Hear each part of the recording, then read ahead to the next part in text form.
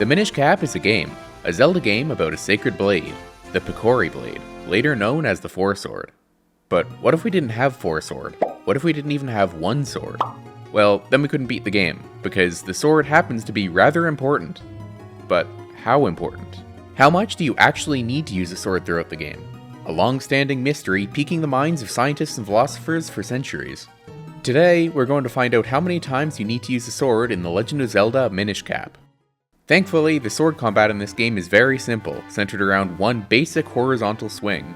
Most other techniques are totally optional, with one important exception. The spin attack is an attack, but also creates clones, and some other stuff. To perform a spin attack, you need to first do a regular swing. For our purposes, I decided one swing is one action, and releasing a spin attack is another action. That means we'll want to avoid clones as much as possible.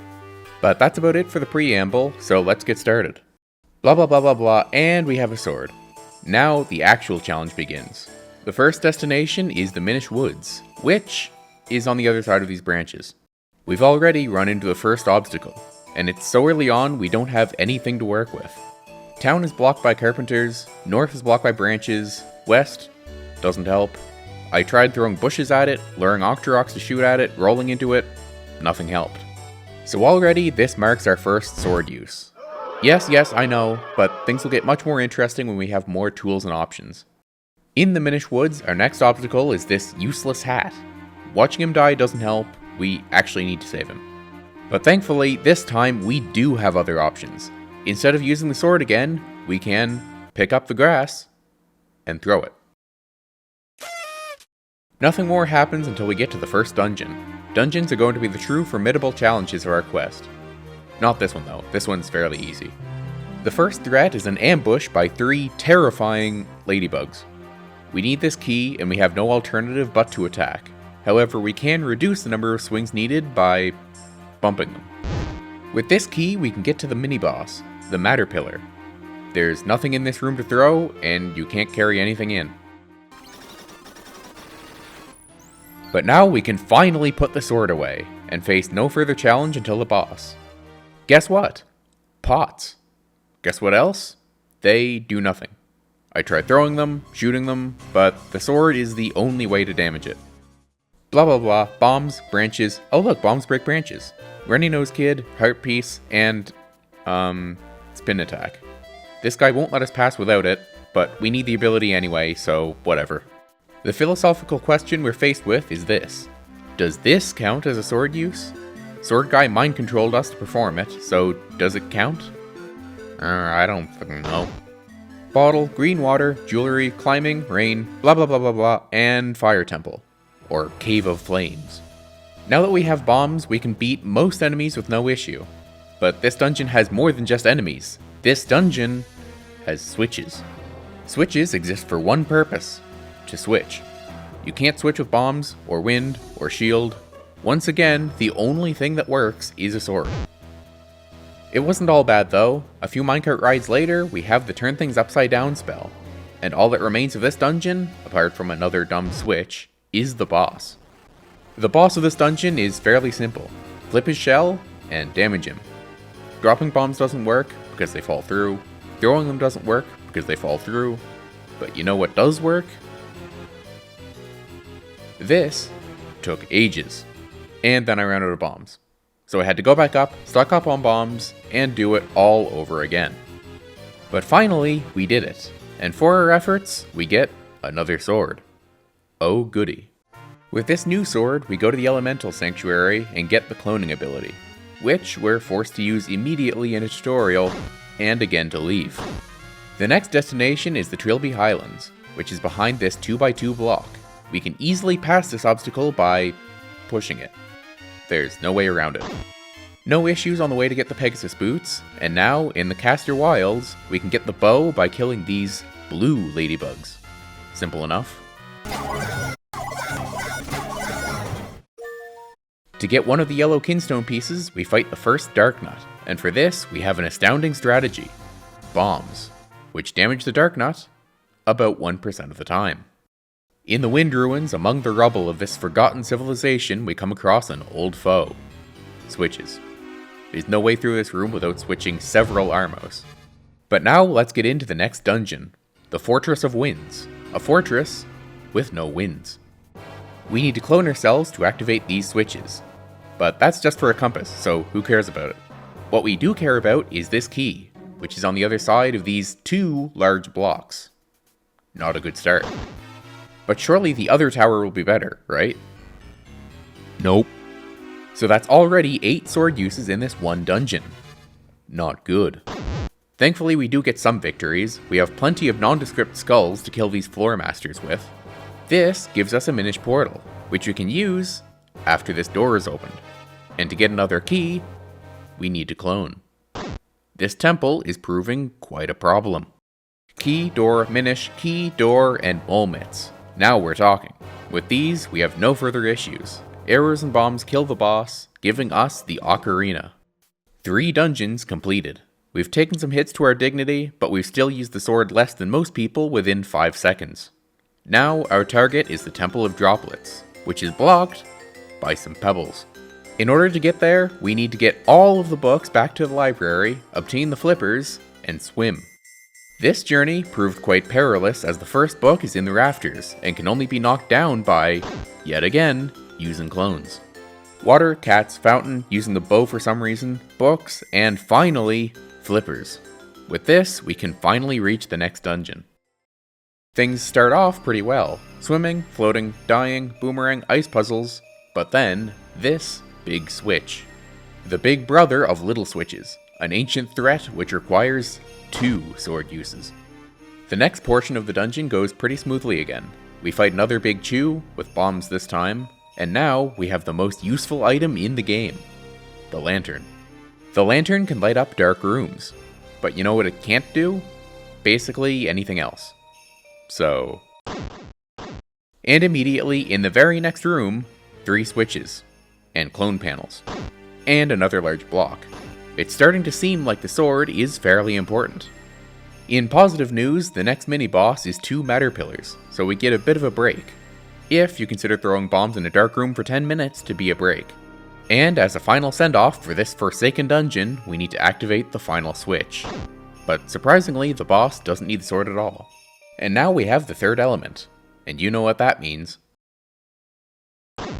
With the blue sword, we can push an even larger block, hit some switches, and enter the Royal Crypt. The crypt is basically a dungeon, and what do dungeons have? Keys.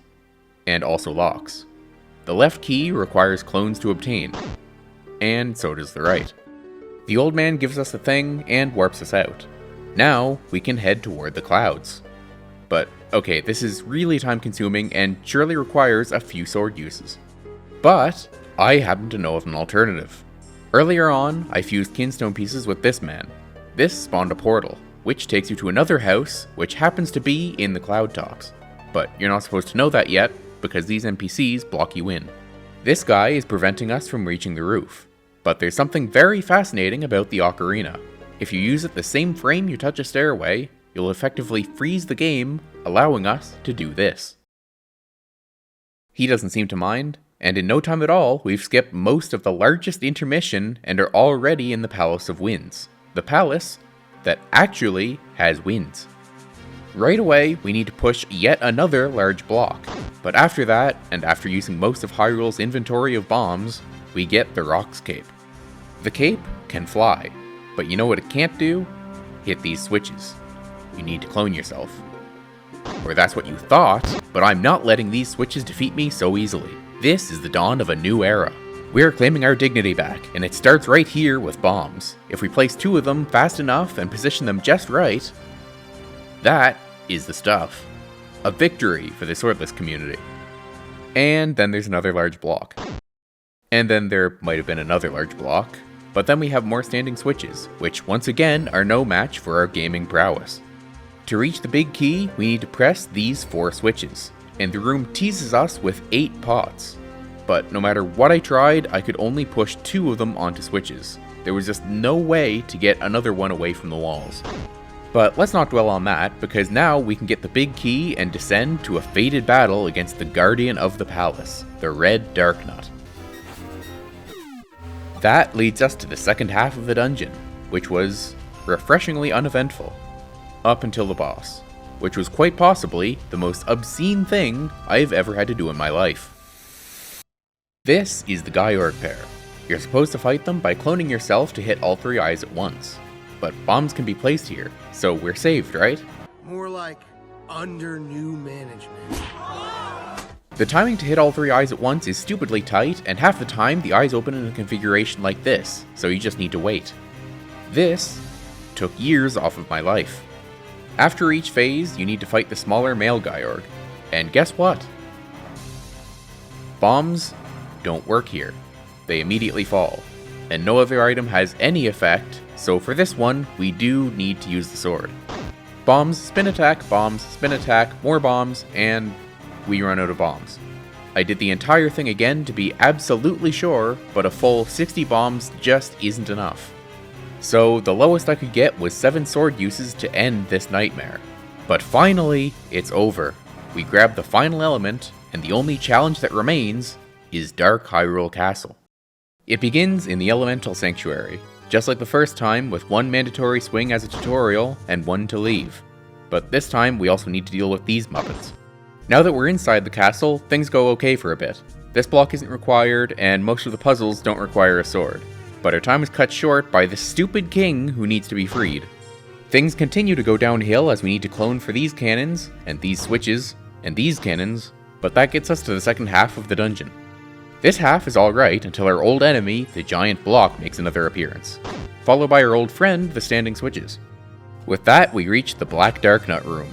After about 5 years, we defeat it and the end is near. It was at this point that I made the monumental discovery that you can throw bombs at the Dark Nut to deal damage. That could have saved hours. With all 4 keys, we push one final giant block, the big key is obtained, and we're finally ready for the end of the game. We can ignore this ball and chain guy, clone ourselves one more time for these switches, throw some bombs, and finally, it's body time. Now, I stocked up on as many bombs as possible, but as it turns out, bombs have no effect whatsoever.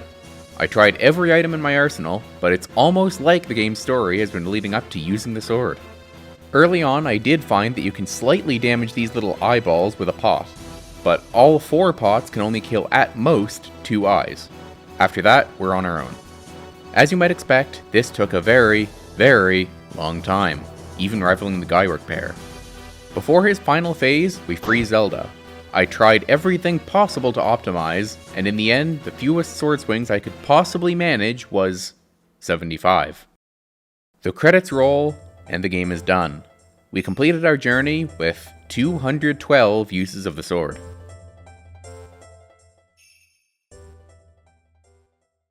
But that seems like a bit much, doesn't it?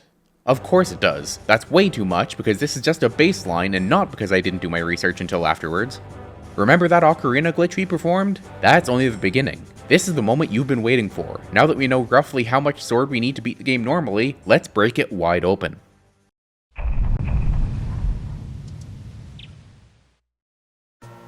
Not much changes until after the first dungeon, where we needed to do a spin attack for this guard. We still need the spin attack, but by abusing respawn mechanics we can just barely clip past him.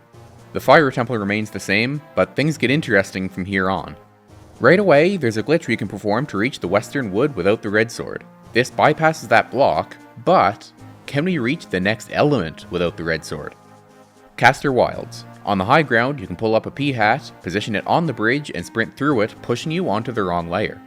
Now you can walk over things, reach the bottom of the area, and take the loading zone as far to the right as it goes. Not only does this skip all of Caster Wilds, we spawn way off to the right in the ruins, allowing us to eventually find our way to the fortress without dealing with any of the Armos. And finally, this is where everything comes to a head. Can we complete this dungeon without the red sword? You might remember using the sword a lot here, and that's because we did. But this dungeon has exactly what we need. In this very room, we can use an Armos to clip through the corner, offset while jumping onto the portal, and get out of bounds. From here, we can navigate directly to the boss room. This would be perfect, but this seems to be working well. Too well. Ah, there it is. This glitch only works in the Japanese version, and this challenge isn't being done on the Japanese version. This could be a bit of an issue, but let's see if we can salvage it. By clipping through this corner, we can avoid cloning and reduce the swings needed in this room to just one. We need the big key, which requires the mole mitts. The mole mitts are behind the left door, and this big key is behind the right door. So, we need another key. The key in the west tower, that one's out of the question. The left door yields no keys, but the right door has not one, but 2 keys. This one is locked behind using the mole mitts, but this one is not. This one is locked behind using the sword. The red sword. I looked for ages, but there's just no way to complete this dungeon outside of the Japanese version without the red sword. But no matter, we're still in a good spot. If we just use the sword once to get this key, we can get the mole mitts, the big key, and finally complete this dungeon. We do have the red sword, but we only needed to use it this one single time, and we're just getting started. The next dungeon is the Temple of Droplets. You might remember it's only blocked by pebbles, so surely we can find a way over some pebbles, right? Nope. That's because we don't need to. We have the ocarina. That means we have ocarina glitch. There's no stairs here, but this house has a door. With a fairy, we can kill ourselves the moment the door opens so we don't automatically enter, and using ocarina glitch allows us to walk on water and reach the temple. This skips the entire library quest and getting the flippers. However, that means once again we need to get through this dungeon without a crucial tool. Will we have any better luck this time? From this dungeon, we need the lantern and to reach the boss room. Normally, that requires a lot of swimming and a lot of sword. First, the lantern. There's a trick to get it early, which requires the magic boomerang. All according to plan, we just leave the dungeon and get that, right? Well, yeah, except for this guy who decided to perch himself right above a big block with no other way to reach him. But we get the magical boomerang with only those 2 swings, and if you throw it, open the big door, and hold the boomerang button, you won't take the loading zone. Now we're once again out of bounds. If you walk to the right, pause with good timing, and move up, you can stay on the wall. This is rather precise. But eventually, I got it. Walk up along the wall, and drop into this room to get the blue portal. From here, we can reach the blue chew room, and get the lantern. Going well so far. But now, how do we get to the boss room? We don't actually care about the element or big octo here, they're just props. We just need to get to the boss room. In the current world record, this strat is used. This is looking promising. But they use 2 sword swings to control their movement. I looked deeper and found this. And my personal favorite part. Initially, this wasn't considered to be RTA viable.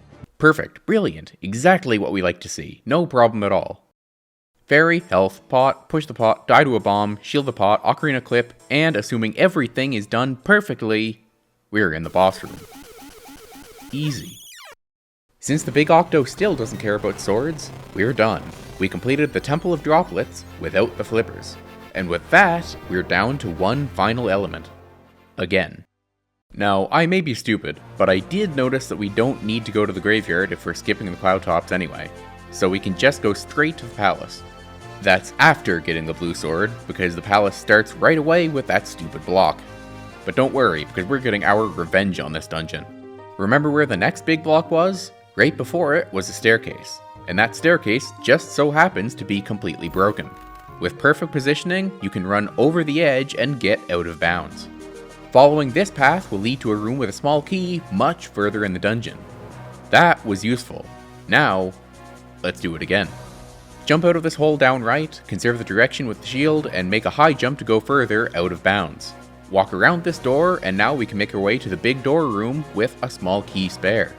Now we can skip that horrible switch room and just grab the big key. Remember the big door glitch we performed with the boomerang? I hope so, that was like just a minute ago, and we're performing it again.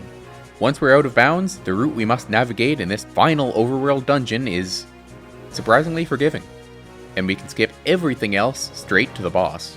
Now, I still may be stupid, but I also remember that there is another bomb bag. So with 99 bombs, it is possible to defeat the Gaiorg without using the sword. And finally, we've returned one more time to Dark Hyrule Castle. Sadly, we still need to get the Force Sword, fall asleep again, hit these switches, and wake up these idiots. But we quickly run into this staircase. Literally. We can clip through them the same way as before, and from here we can get stuck, and get stuck again, and actually make it into this room, and leave through this locked door. Excellent. It turns out these cannons can, in fact, be defeated with bombs, and that leads to a staircase. Another staircase means another adventure out of bounds. This time we need Ocarina Glitch, which we can get down here. If you walk up the stairs, the game gets confused and you stay on the upper layer. So you can walk off, over the walls, over more walls, and reach the southwest tower where we can get our first small key. Now, reset the game and do the same thing again, but go to the southeast and get another small key. But this time, instead of resetting, we're breaking out. After another Ocarina Glitch and some trial and error, you can clip through the corner of the door and cape jump as you take the transition. This will set your position high enough to jump over the door. I guess. I'm not entirely sure how it works, it just does. It's a good thing we don't need to do that again. For about 5 seconds, until we need to do that again. This one didn't take the same amount of time though. It took even longer. But now the end of the dungeon is in sight. The northwest and northeast towers hold the other 2 keys we need, and neither of them require the sword. All that remains is to push the giant block, grab the big key, and the final dungeon is complete. Again. We are not going to talk about the boss again.